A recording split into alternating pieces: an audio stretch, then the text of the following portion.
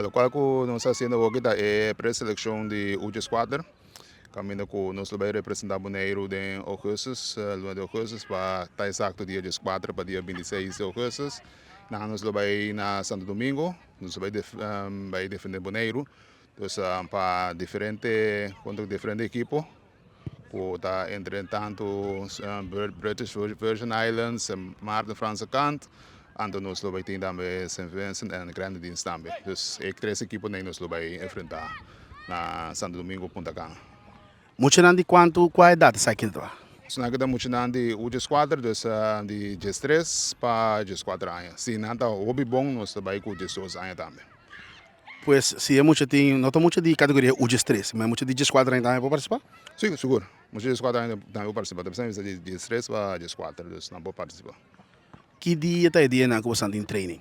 Você treina já luna, já razão e já viernes, horário de 4h30 para 6h. Então, riba já viernes, nós vai ter, maioria já viernes, nós vai ter wega de treino. Como você também faz escorrimento de muito na hora que já você tem time definitivo acaba, a favor que tem ainda você também se toma muito, com o processo também. Agora que nossa base é pré-seleção, dessa que nossa base é a maioria muito não que estava jogando, nós não está de outro time não, nossa base a minha mão não, para não poder, então para fim de julho nós vai ter seleção definitiva quem vai estar.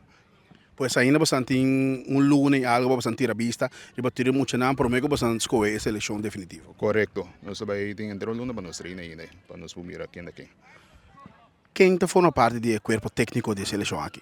Bom, para técnico da amigo como head coach é Edison Beaumont, depois nós temos Naftali Rier, amigo da coach, Wendelson Anthony também é coach, e keeper trainer nós temos como Peter van Beers como keeper trainer.